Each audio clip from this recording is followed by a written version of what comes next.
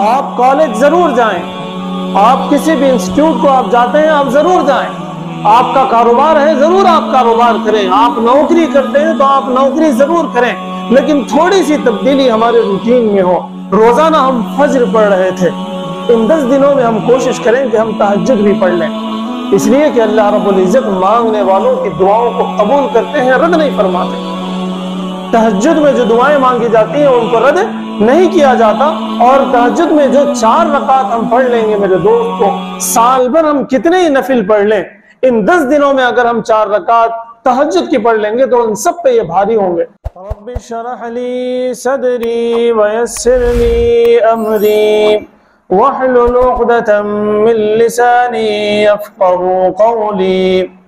अल्लाहुम्मा सल्लि अला मुहम्मद व अला आलि मुहम्मद कमा सल्लैता अला इब्राहीम व अला आलि इब्राहीम इन्नका हमीदुम मजीद। अल्लाहुम्मा बारिक अला मुहम्मद व अला आलि मुहम्मद कमा बारकता अला इब्राहीम व अला आलि इब्राहीम इन्नका हमीदुम मजीद। मोहतरम बुजुर्गों और मिल्लत के नौजवानों, आज के खिताब में इंशाअल्लाह जानने की कोशिश करेंगे अशरे ज़ुल्हिज्जा के फ़ज़ाइल को, अहमियत को, और जानने की कोशिश करेंगे कि ये अशरे ज़ुल्हिज्जा में हमें क्या कुछ करना चाहिए और किन चीज़ों से हमें रुकना चाहिए। इसलिए कि अभी चंद ही दिन रह गए हैं कि अशरे ज़ुल्हिज्जा हमारे दरमियान आए, और कहीं ऐसा ना हो कि उन बाबरकत दिनों को हम मिस कर दें, हम वेस्ट कर दें।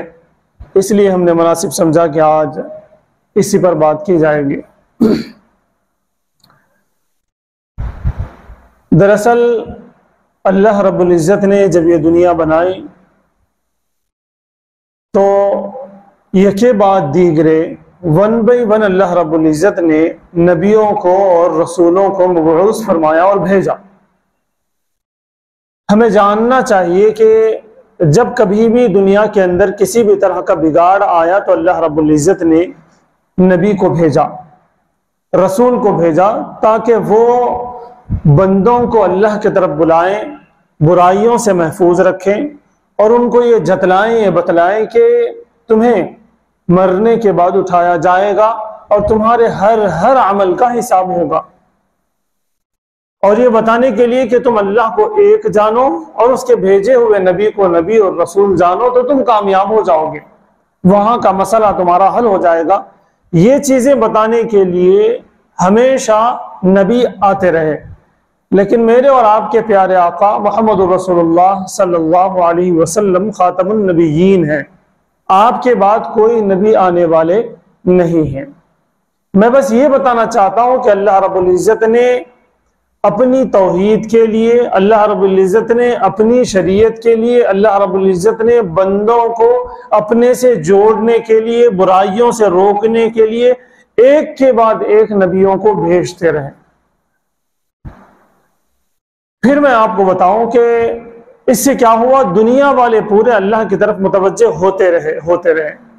फिर नबियों के बाद सहाबा का ज़माना आया, फिर ताबईन का आया, फिर तबे ताबईन का आया। अब जो ज़माना चल रहा है वो अल्लाह वालों का चल रहा है, वो उलमा इकराम का चल रहा है, जो उलमा हक है, जो सही उलमा हैं, जो सही अल्लाह वाले हैं, ये उनका दौर है। यानी वो याद दिलाते रहेंगे कि अल्लाह की मानो, अल्लाह से लो लगाओ, बुराइयों से महफूज रहो, अपने हुकूक अदा करो, और जितनी शरीयत की चीज़ें हैं इंशाअल्लाह ये लोग बताते रहेंगे और अल्हम्दुलिल्लाह बता रहे हैं। जब हम अपनी जिंदगी में गौर करेंगे तो एक बात यह भी समझ में आती है कि कई तरह से अल्लाह रब्बुल इज़्ज़त हमें ये बात याद दिलाते हैं कि हम उनके बंदे हैं। अल्लाह हमें याद दिलाते हैं कि हम मर के दोबारा उठाए जाएंगे। अल्लाह रब्बुल इज़्ज़त इस बात को बार बार याद दिलाते हैं कि हमें अपने किए का जवाब देना है, हमारे एक एक लम्हे का हिसाब होना है।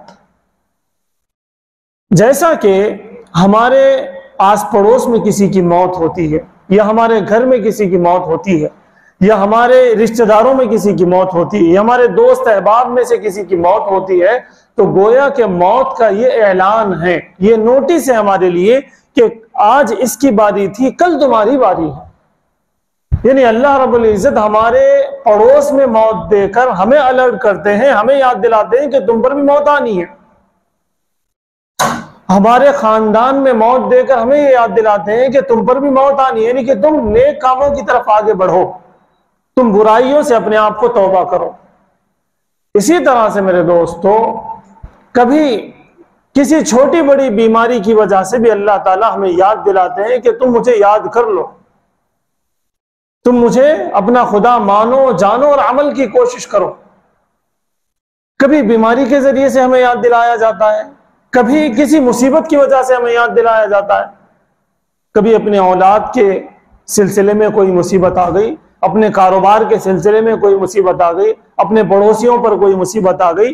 गोया कि हमें ये याद दिलाया जाता है कि अल्लाह की तरफ लपको, नमाजों की पाबंदी करो, झूठ से तौबा करो, निगाहों का सही इस्तेमाल करो, तुम अच्छी जिंदगी गुजारो। इस तरफ अल्लाह रब्बुल इज्जत हमें इशारा करते हैं। इसी तरह से मैं आपको बताऊं, जगह जगह हम जाते हैं तो हमें मस्जिद नजर आती है, उससे भी हमारा ईमान ताजा होना चाहिए और हमें ये मोटिवेशन मिलना चाहिए कि भाई मस्जिद अल्लाह का घर है, हमें यहाँ 5 वक्त जाना है। जब हम मस्जिद में आएंगे तो फिर अल्लाह का खौफ हमारे अंदर और बढ़ जाए कि अल्लाह तो हमें सिर्फ मस्जिद में ही नहीं, हमें हमेशा हर जगह देख रहे हैं।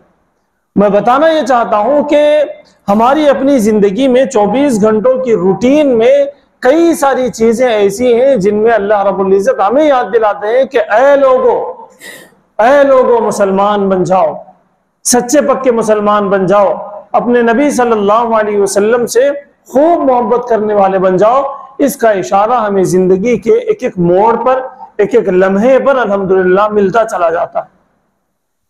इसी तरह से असल बात जो आज मेरा मौजू है उस तरफ मैं आपको लेते चलूं कि इसी तरह से साल भर में कुछ अय्याम ऐसे हैं, कुछ दिन ऐसे हैं, उन दिनों की वजह से अल्लाह रब्बुल इज्जत अपनी तरफ अपने बंदों को मुतवज्जह करते रहते हैं। अभी 2 महीने पहले रमजान आया, रमजान में हम लोगों ने इतना जबरदस्त परफॉर्मेंस किया कि भाई शायद शैतान भी शर्मा गया हो। हमारी सारी तहज्जुदें, हम सब की तहज्जुद हो रही है, हम सब कुरान की तिलावत कर रहे हैं, हम सब सदका और ज़कात देने में मशगूल हैं, हम सब लोगों को खिलाने में मशगूल हैं, बेवाओं का ख्याल करने में लगे हुए हैं, यतीमों का ख्याल करने में लगे हुए हैं, वालिदैन की खूब हम खिदमत कर रहे हैं, पड़ोसियों के हुकूक हम अदा कर रहे हैं। तो रमजान ने हमें ये माहौल दिया और हम ये सब कुछ कर रहे थे। अभी रमजान चले गए तो पीरा हमारे भी ठंडे पड़ गए और हमारी तहज्जुद तो दूर की बात है, मस्जिद के अंदर फजर में भी हमें वो तादाद नहीं मिल रही है जो तादाद हमें मिलना चाहिए। पड़ोसियों से हुस्न सुलूक तो खत्म ही हो चुका है, अब उनसे बस एक ही बात पे बात होगी कि उनसे लड़ना है। उन्होंने कचरा इधर फेंके कैसा, उनका बच्चा ऐसा, भोला कैसा, एक्सेट्रा एक्सेट्रा। रिश्तेदारों के साथ भी वही मामला, बेवाओं के सिलसिले में देखेंगे। फिर रमजान आए जब, यतीमों का तो ख्याल देखा जाएगा। फिर ईद में, रमजान की ईद जब होगी तो इंशाल्लाह उनके भी कपड़े लेके दिए जाएंगे, जैसा कि वो साल भर कपड़े उनको पहनना ही नहीं। तो अल्लाह रब्बुल इज्जत ने जब ये देखा कि ऐसा हो रहा है, होगा, तो अल्लाह रब्बुल इज्जत ने 2 महीनों के बाद अशरे ज़िलहिज्जा को दाखिल फरमाया। अभी जो हम अशरे ज़िलहिज्जा में दाखिल होने वाले हैं, मेरे भाइयों, बुजुर्गों और नौजवानों, ये अशरे ज़िलहिज्जा ऐसे बेहतरीन दिन हैं। ये 10 दिन, बकरीद के महीने के पहले 10 दिन इतने शानदार हैं, इतने शानदार हैं, इतने शानदार हैं कि रमजान के बाद इन्हीं का नंबर है। रमजान के जो अय्याम हैं और रमजान की जो रातें हैं वो बड़ी बाबरकत हैं। बहुत सारे मुफस्सिरीन का कहना है, वल फज्र वलयालिन अश्र वश्शफ़अ वल वत्र वल्लैलि इज़ा यस्र। इन आयतों का जो मुराद है, इन आयतों का जो मतलब है, वो अशरे ज़िलहिज्जा के दिन और रात है। एक हदीस मुबारका में मेरे और आपके प्यारे आका मोहम्मद रसूलुल्लाह सल्लल्लाहु अलैहि वसल्लम ने इरशाद फरमाया, इस आशरे में जो काम अल्लाह को पसंद है साल के दूसरे दिनों में अल्लाह को उतने ज्यादा पसंद नहीं है। नेक काम जो अल्लाह पसंद करते हैं, यानी इन 10 दिन और रात में जो नेक काम किए जाते हैं, अल्लाह रब्बुल इज्जत उन कामों को दूसरे और दिनों के कामों से ज्यादा पसंद फरमाते हैं।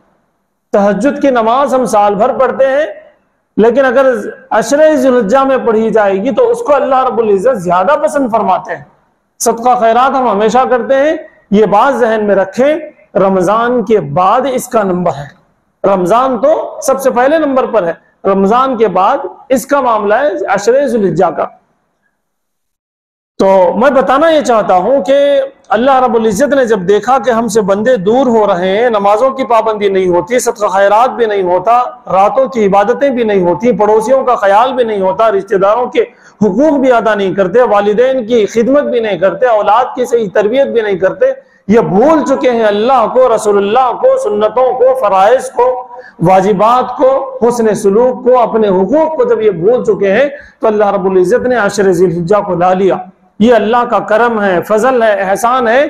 फिर हमें यह बता दिया कि ये वो 10 दिन हैं जिन 10 दिनों में जो इबादत की जाएगी अल्लाह रब्बुल इज्जत को बहुत ज्यादा पसंद है। फिर यू टर्न हमको लेना पड़ता, हाँ चलिए भाई अब कुछ कर लेंगे, याद दहानी ये हो रही है, हमें अलर्ट किया जा रहा है, हमें मौका दिया जा रहा है। गोया के रमजान के महीने के जो 30 दिन ट्रेनिंग के थे मेरे दोस्तों, ये 10 दिन भी ट्रेनिंग के हैं। मेरे और आपके प्यारे आका मोहम्मद रसूलुल्लाह सल्लल्लाहु अलैहि वसल्लम ने इरशाद फरमाया, बुखारी शरीफ के अंदर हदीस मुबारका है, अल्लाह के रसूल सल्लल्लाहु अलैहि वसल्लम इरशाद फरमाते हैं कि इन 10 दिनों में जो कोई नेक अमाल करेगा वो नेक अमाल अल्लाह को बहुत ज्यादा पसंद है, बहुत ज्यादा पसंद है, हर उस काम से पसंद है जो इस 10 दिन के अलावा में करे, उनसे सबसे ज्यादा पसंद इसमें है। साहबी रसूल सल्लल्लाहु अलैहि वसल्लम इरशाद फरमाते हैं, अल्लाह के रसूल अगर कोई जिहाद कर ले, अल्लाह के रास्ते में चले जाए, क्या वो भी इससे अफजल है या ये अफजल है? तो अल्लाह के रसूल सल्लल्लाहु अलैहि वसल्लम ने इरशाद फरमाया, अगर कोई जिहाद भी कर ले तो वो अमल इसके बाद है कि इन 10 दिनों में जो नेक अमाल होंगे वो सबसे ज्यादा अफजल होंगे। फिर अल्लाह के रसूल ने इरशाद फरमाया, हाँ अगर कोई अपना सारा माल और अपनी जान सब जिहाद के अंदर लुटा देता है तो फिर वो अफजल होगा, इन 10 दिनों में इबादत करने वाले उससे कम होंगे। यानी बताने का मकसूद ये है कि जिहाद से भी ज्यादा अफजल इन 10 दिनों में इबादत है, इबादत करना है। इबादत क्या है इंशाअल्लाह मैं आगे आपको बताऊंगा। अल्लाह के रसूल सल्लल्लाहु अलैहि वसल्लम ने इरशाद फरमाया कि इन 10 दिनों में 9 से पहले 8 दिन तक अगर कोई रोजा रखेगा तो उसको 1 साल के रोजे का सवाब मिलेगा। 1 दिन के रोजे का सवाब 1 साल के रोजे का सवाब है। 9वीं तारीख का जो रोजा है उसका जो सवाब है वो पिछले 1 साल का और अगले 1 साल का। लेकिन 8 तारीख तक अगर पहली ज़ुल्हिज्जा से लेके 8 तारीख तक अगर हम रोजा रखेंगे तो 1 रोजे का सवाब 1 साल के रोजे के सवाब के बराबर है। ये हमारे और आपके प्यारे आका मोहम्मद रसूलुल्लाह सल्लल्लाहु अलैहि वसल्लम ने इरशाद फरमा दिया, और आपका कह देना वो शरीयत है, ये हम जानते हैं।